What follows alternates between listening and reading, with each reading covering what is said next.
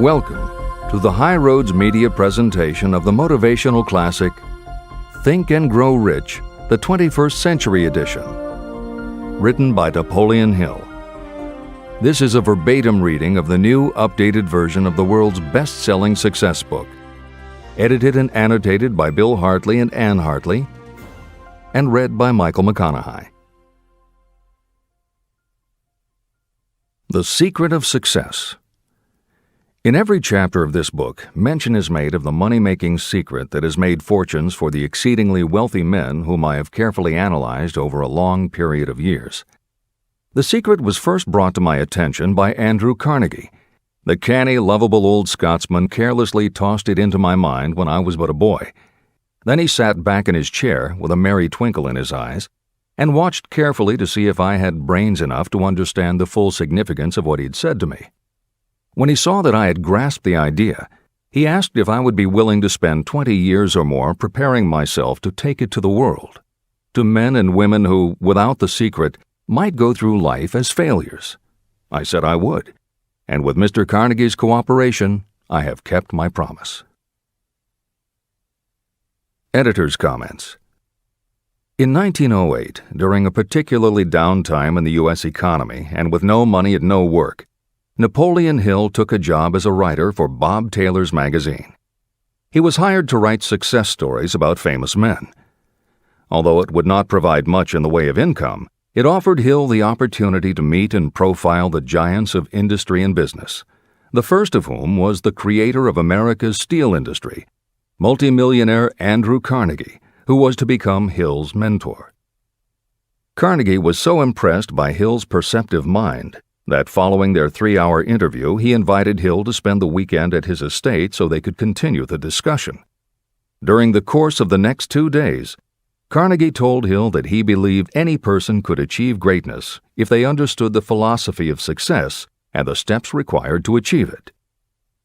"It's a shame," he said, "that each new generation must find the way to success by trial and error when the principles are really clear-cut." Carnegie went on to explain his theory that his knowledge could be gained by interviewing those who had achieved greatness and then compiling the information and research into a comprehensive set of principles. He believed that it would take at least 20 years, and that the result would be the world's first philosophy of individual achievement. He offered Hill the challenge, for no more compensation than that Carnegie would make the necessary introductions and cover travel expenses. It took Hill 29 seconds to accept Carnegie's proposal. Carnegie told him afterward that had it taken him more than 60 seconds to make the decision, he would have withdrawn the offer. For a man who cannot reach a decision promptly, once he has all the necessary facts, cannot be depended upon to carry through any decision he may make. It was through Hill's unwavering dedication that this book was eventually written.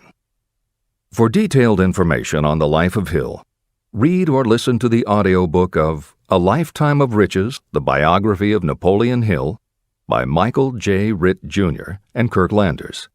Michael Ritt worked as Hill's assistant for 10 years and was the first employee of the Napoleon Hill Foundation, where he served as executive director, secretary, and treasurer. The material in his book comes from his own personal knowledge of Hill, as well as from Hill's unpublished autobiography. That is the end of the editor's comment. This book, Think and Grow Rich, contains the Carnegie secret, a secret that has been tested by thousands, now millions of people in almost every walk of life. It was Mr. Carnegie's idea that the magic formula, which gave him a stupendous fortune, ought to be placed within reach of people who do not have the time to investigate how others had made their money. It was his hope that I might test and demonstrate the soundness of the formula through the experience of men and women in every calling. He believed the formula should be taught in all public schools and colleges. He said that if it were properly taught, it would revolutionize the entire educational system, and the time spent in school could be reduced to less than half. In Chapter 4, On Faith, you will read the astounding story of the organization of the giant United States Steel Corporation. It was conceived and carried out by one of the young men through whom Mr. Carnegie proved that his formula will work for all who are ready for it. This single application of the secret, by Charles M. Schwab, made him a huge fortune in both money and opportunity.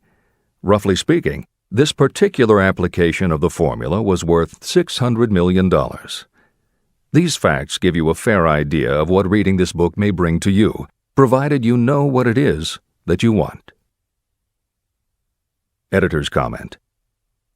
According to one method of calculation, through inflation alone, it would take approximately $20 in 2001 to buy what $1 would have bought in 1901. However, to find the contemporary equivalent value of $600 million is not simply a matter of multiplying by the increase in the cost of living. Although there are other factors and variables in calculating buying power, even by conservative estimates, the $600 million would translate into at least $12 billion at the beginning of the 21st century. That's the end of the editor's comment. The secret was passed on to thousands of men and women who have used it for their personal benefit. Some have made fortunes with it. Others have used it successfully in creating harmony in their homes. A clergyman used it so effectively that it brought him an income of upwards of $75,000 a year, approximately $1.5 million in contemporary terms. Arthur Nash, a Cincinnati tailor, used his near-bankrupt business as a guinea pig on which to test the formula. The business came to life and made a fortune for its owners. The experiment was so unique that newspapers and magazines gave it millions of dollars worth of publicity. The secret was passed on to Stuart Austin Weir of Dallas, Texas. He was ready for it, so ready that he gave up his profession and studied law. Did he succeed? You'll read the answer in Chapter 6, Specialized Knowledge. While I was the advertising manager of the LaSalle Extension University, I had the privilege of seeing J.G. Chaplin, president of the university, use the formula so effectively that he made LaSalle one of the great extension schools of this country. The secret is mentioned no fewer than 100 times throughout this book. It has not been directly named, for it seems to work more successfully when it is merely left in sight, where those who are ready and searching for it may pick it up. That is why Andrew Carnegie passed it to me without giving me its specific name. If you are ready to put it to use, you will recognize this secret at least once in every chapter, but you will not find an explanation of how you will know if you are ready. That would deprive you of much of the benefit you will receive when you make the discovery in your own way.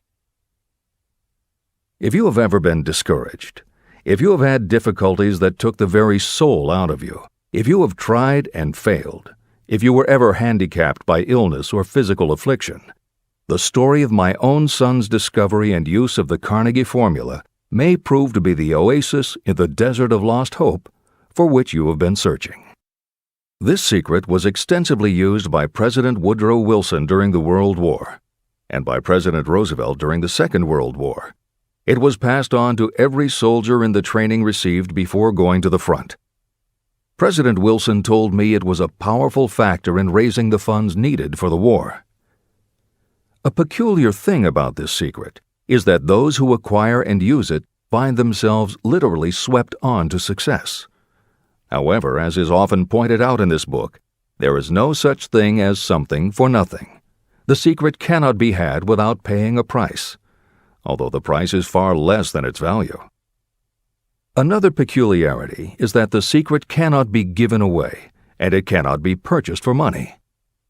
Unless you are intentionally searching for the secret, you cannot have it at any price. That is because the secret comes in two parts, and in order for you to get it, one of those parts must already be in your possession. The secret will work for anyone who is ready for it. Education has nothing to do with it. Long before I was born, the secret had found its way into the possession of Thomas A. Edison, and he used it so intelligently that he became the world's leading inventor, although he had only 3 months of schooling. The secret was passed on to Edwin C. Barnes, a business associate of Mr. Edison's. He used it so effectively that he accumulated a great fortune and retired from active business while still a young man. You will find his story at the beginning of the next chapter. It should convince you that riches are not beyond your reach, and that no matter where you are in life, you can still be what you wish to be. Money, fame, recognition, and happiness can be had by you if you are ready and determined to have these blessings. How do I know these things? You should have the answer before you finish this book. You may find it in the very first chapter or on the last page.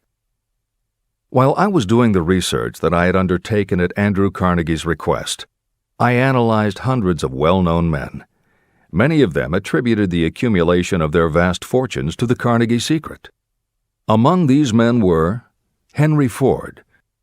Founder of the Ford Automobile Company, Ford started with no money and little education, yet became one of the most successful self-made businessmen in American history. William Wrigley, Jr., a traveling salesman who found that his customers liked the chewing gum he gave away as a premium better than the goods he sold, so he started his own company. John Wanamaker.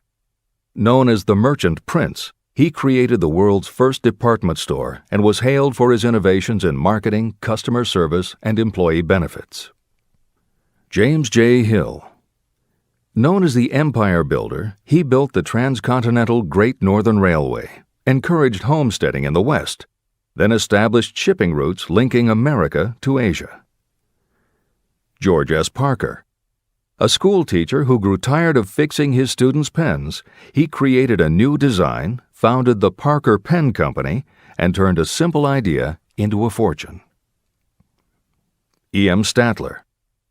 The son of a poor pastor, he started as a bellboy and worked his way up until he was able to start his own chain of Statler hotels, famous for their luxury and service with a smile.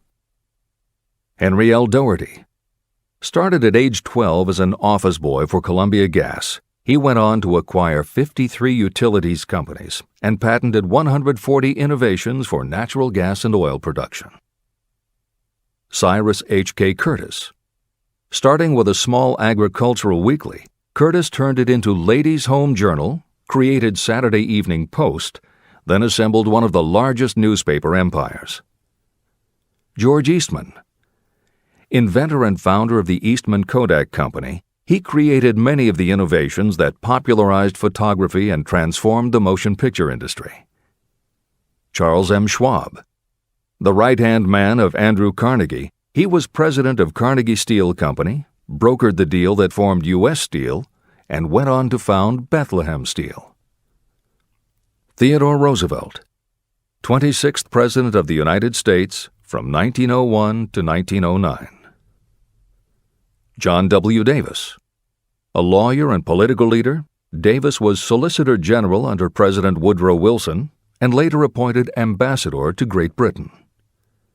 Elbert Hubbard. Philosopher, publisher of the Fra magazine, and founder of the Roy Crofters Artists Colony, Hubbard was also the author of many bestsellers including A Message to Garcia. Wilbur Wright. A bicycle shop owner who, with his brother Orville, became the first Americans to fly heavier-than-air aircraft and pioneered the aviation industry. William Jennings Bryan. Newspaper publisher, presidential nominee, Secretary of State under President William McKinley, but perhaps best known as the lawyer who defended creationism at the Scopes monkey trial. Dr. David Starr Jordan. Educator, scientist, author of over 50 books, he was the nation's youngest university president at Indiana University and became the first president of Stanford University. J. Ogden Armour. Inherited his family's meatpacking business, turned it into a conglomerate with more than 3,000 products, was an owner of the Chicago Cubs, and a director of National City Bank and American International Corporation. Arthur Brisbane. A crusading journalist and syndicated columnist, Brisbane was sought after by every major news organization and was the most read and highest paid